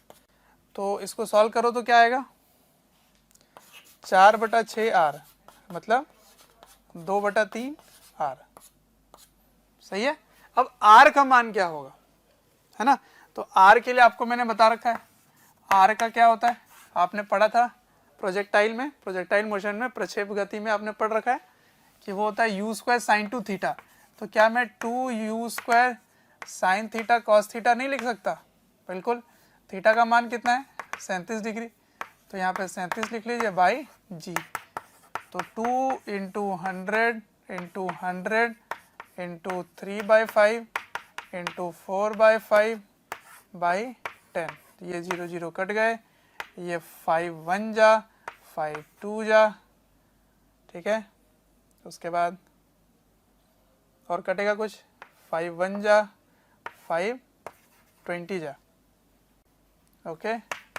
तो 2 2 4, जो भी आएगा इसको r लिख लो, इसको वहाँ पे डाल देना, तो कितना बन गया, 2/3 × 2 × 2 × 20 × 3 × 4, तो 3 और 3 को भी काट दो, तो कितना 2 दूना 4 दूना 8, 8 दूना 16, 16 दूना 32, 32 दूना 64, तो 640 मीटर आ गया आंसर। ठीक है, तो उनके बीच की दूरी कितना है, 640 मीटर है। ठीक है बच्चों, अगर हमारे वीडियोस आपको पसंद आते हैं, आपको हमारी जो मेहनत है वो आपको अच्छी लगती है, तो आप हमारे वीडियोस को ज़रूर लाइक करें और शेयर करें।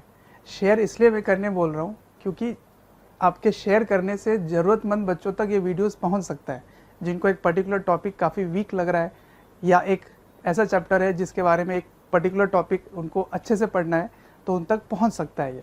अंत में मैं आपसे यही कहना चाहूँगा कि आपके स्नेह, अफेक्शन, प्यार देखकर हमारी पूरी मोशन की टीम काफ़ी मोटिवेटेड है आपको क्वालिटी कंटेंट देने के लिए।